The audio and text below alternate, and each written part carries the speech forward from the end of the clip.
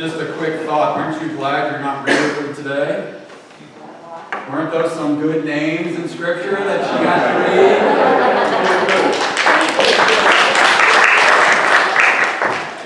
Today's the day that all readers cringe. Don't ask me! I couldn't possibly read any of those names. The names are tough.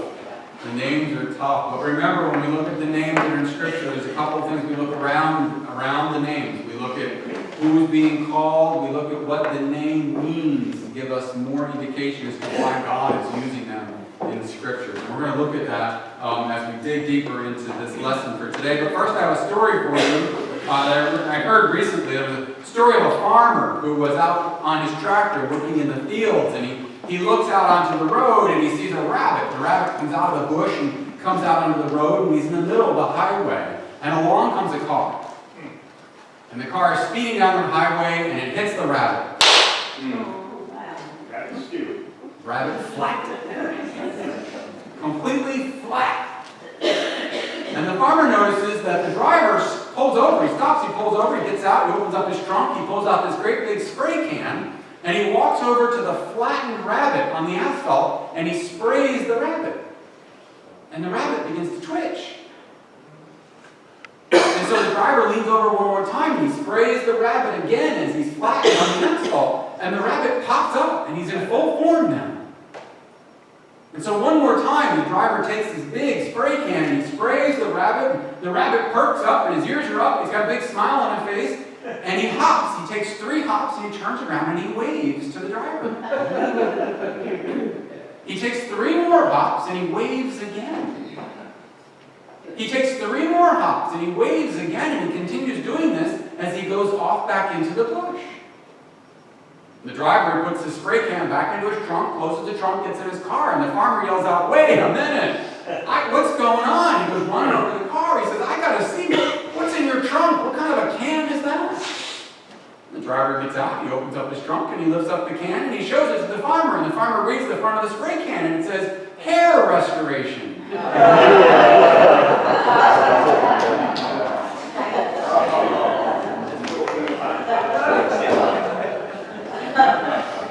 With permanent wave.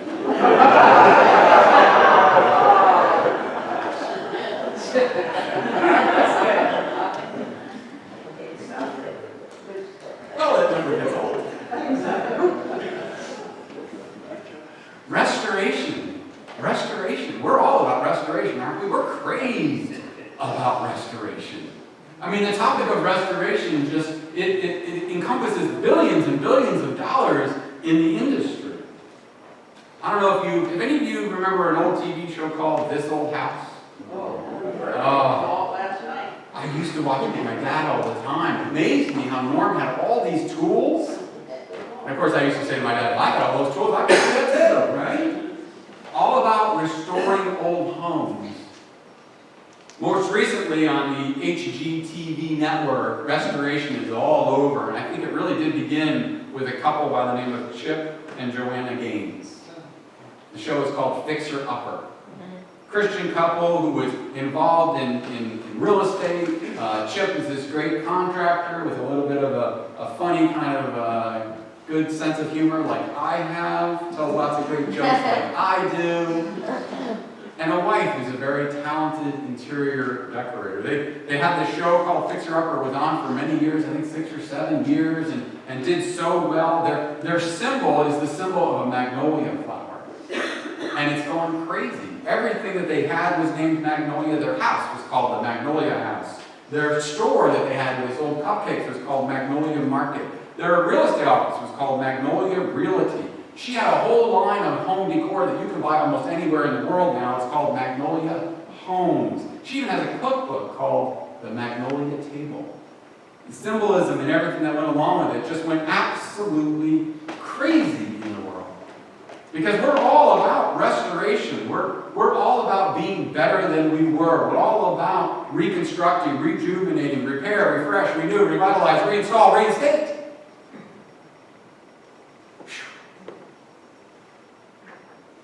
God loves restoration. I think God loves fixer-upper.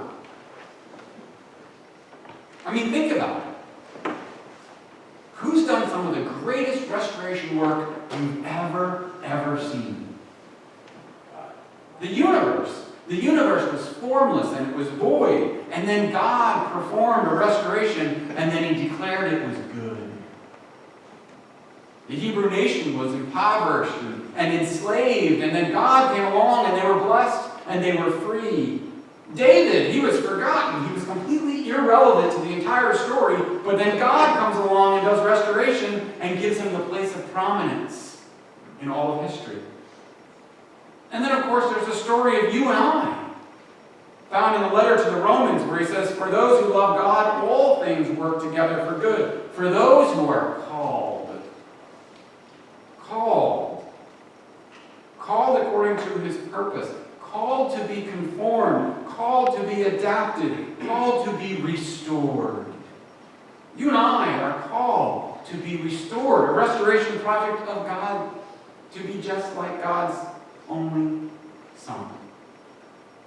He says we are created to live in the image of Jesus Christ. For those of us who believe, we are fixer-upper projects ourselves.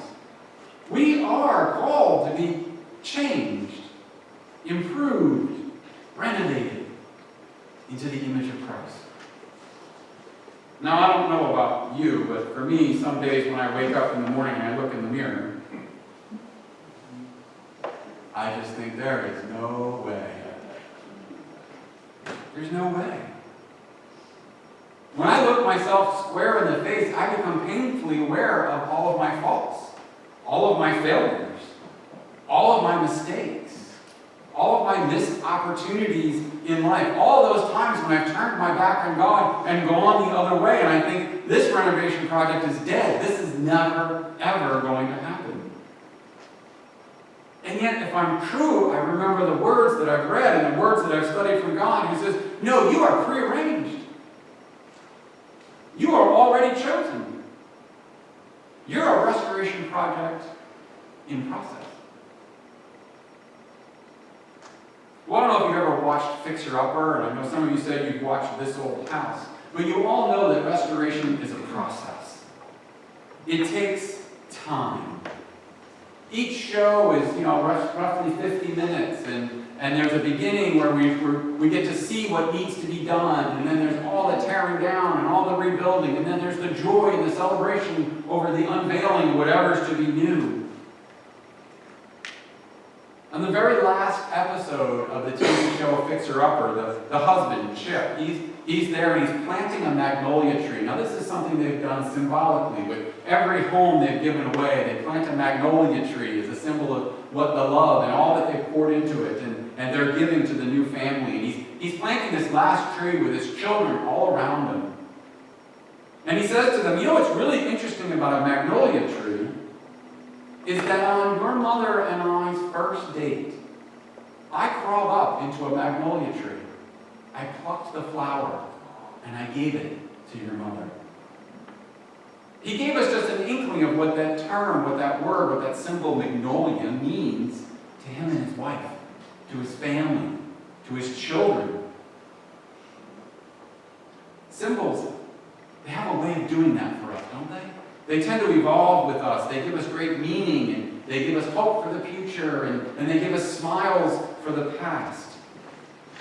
And Joanna, his wife, had written a book as they got to the end of their TV series, and in that book she references the magnolia flower, and she said this. She said, now that we've had some time to reflect on it, it's as if our whole lives had been preparing for this experience.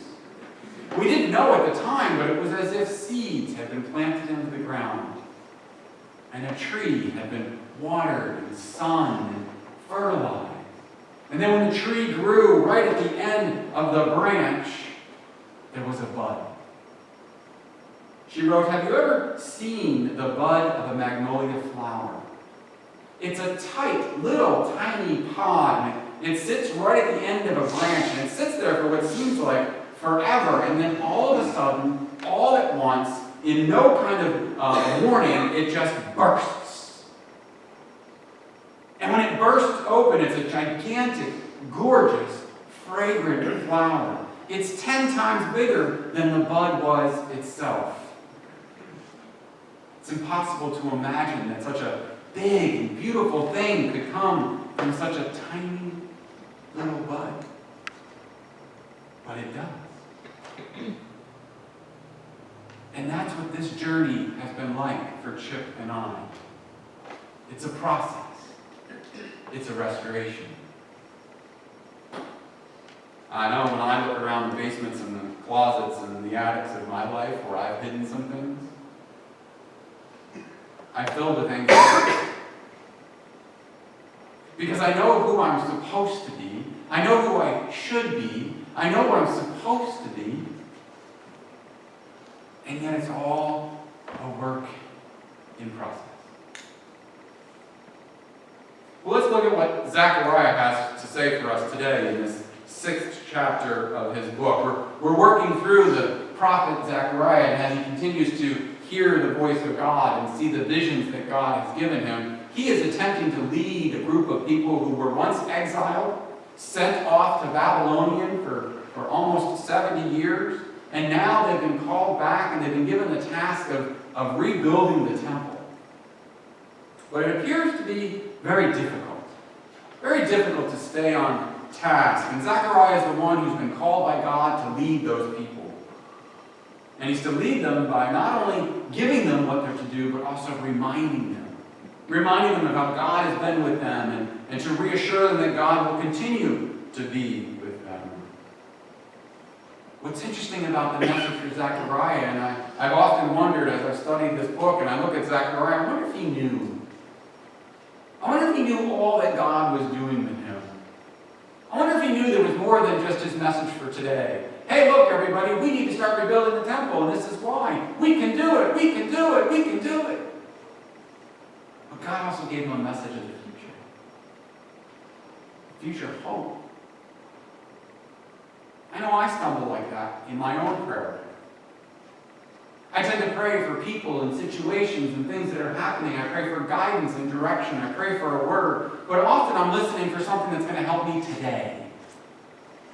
Help me with this today. Where do we go here today? How can you help this person today? How can you help my congregation with this or with that? And I forget that many times God speaks to us, but he's talking about the future. He's talking about having hope in the future. He's talking about remembering that God has always been with us, is with us, and will be with us. So Zechariah's restoration of the temple wasn't just a way for God to rebuild the temple. Because remember, that building is what people thought. They thought that's where God lived. They thought if we wanted God with us in our lives, we needed to have the temple because God would be there. And so Zechariah is trying to get them to rebuild that building. But it's not just about the building anymore. It's also about a plan of restoration. It's also about a plan for the future. It's also about a plan for a whole new nation. It's not about going back to the way things were. That's not what this is about. It's not about rebuilding a temple that looks exactly like it looked like 100 years ago, because things are different. Restoration is like that. It's more along the lines of being new and improved than it is going back to the way things were. And so Zechariah tells the people about how we're going to be rebuilding these walls and to be new and improved. And it's not just the buildings and the walls and the roof, but it's also the union. The union of something that seems very, very odd to these people. Almost unbelievable. The union of a priest and a king. A priest and a king. And he says, in this union of our priest and a king, there will become peace. Peace in the world. I've often read scripture that says a temple is not made just of the human hands, but one made in the heavens. For those of us who are visiting or attending a worship service where we are honoring a saint and we're handing them off to God as they pass into the next life, we need to be reminded that everything that happens here maybe have been done with our human hands, but there is much more to be built in heaven. And that's our future hope. He then tells us that there's a branch. When you think of branch, think of that magnolia flower. Think of that tight little bud hanging on the end of the branch, and what happens? God says a branch will come from the nation of Israel. The branch will be king in peace. The branch will make peace, and the branch will be open to all. Zechariah says to the people, because I have told you this, you now know that restoration is possible. You now know that God can restore our nation. You now know that God can restore our families. God can restore our temple. And God can restore us. But there's one caveat, says Zechariah. There's an if. Pay attention to the little words in Scripture. Because the very last sentence of this says, if you diligently obey the voice of the Lord our God. Faith comes before restoration. Faith comes before change. Change happens because we have faith. New and improved comes because we have faith. The letter to the Colossians, he said this. He said, Jesus is the head of the body, the church. He's the beginning, the firstborn from the dead, so that he might come to have first place in everything. For in him all the fullness of God was pleased to dwell, and through him God was pleased to restore. God was pleased to reconcile. God was pleased to call all things to himself, whether on earth or in heaven. All this by making peace through the blood of Christ. God is the greatest fixer-upper you've ever met and will ever meet. He's in the process of not just restoring a nation and restoring the world. He's in the process of restoring you. And I think if God, so almighty and so abundant and so awesome, if God can restore the universe that was void into something beautiful that you see every day you're alive here, that you woke up this morning and looked out your window and you saw all that God has created and renovated. If God can restore a nation of Israel, if God can restore the temple of his Son in a new dwelling place, how much more can God restore you? The letter to the Romans, he said this. He said, for if by the trespasses of one man, by the name of Adam, death reigned throughout that one man, how much more will those who receive God's abundant grace, how much more will they reign in life through his Son, Jesus Christ?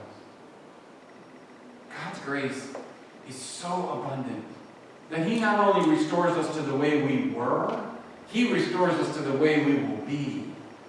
He doesn't look back. He does a complete rental on us and then empowers us to be new and improved. God's grace is the grace that when you wake up in the morning and you practice your spiritual disciplines all day and you lay your head on the pillow at night, you are better than when you woke up. Each and every day.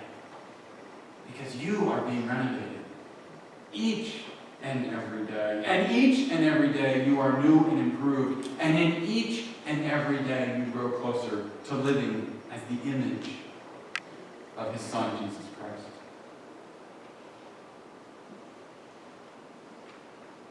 There's a great song that we read and we even sing to. And maybe these words sound familiar to you. He leads me beside still waters. He restores my soul. He renovates. He restores. The building that you're sitting in is not a museum for saints. This isn't where we come and we hang plaques on the wall giving honor to all the earthly men and women who have done good work. This is a hospital. This is a hospital for sinners. It's a place for people like you and I to come who have messed up, who have fallen short, who have done wrong, who need help. This is a place for people to come whose foundations are cracked, whose roofs are leaking, whose walls need scraping off of the old stuff and a fresh new coat put on. This is a place for fixer-uppers. And this is the place where God can do it. Zechariah's message to the people is about rebuilding the temple. It's about reassuring them that God is with them, remembering when God has been with them. And the people came together, but they became distracted. Their efforts seemed to make very little difference. The work was long and hard and slow. They began to be distracted by other pressing matters that were around them. They began to feel they had no hope for the future. Zechariah's message wasn't just for that day. Zechariah's message was for all days. All the way up until today. That for every believer who finds themselves in that kind of a place where you need a complete overhaul, that God is already working. And that we know that God can do what God has already done. And God will continue to do it. So this morning I'd like to leave you with one question. It's a question that Joanna Gaines, she asked pretty much at every episode, pretty much near the end of every episode. She looked at the people and she said, "Are you ready for a fixer-upper?" Brothers and sisters, are you ready to be restored?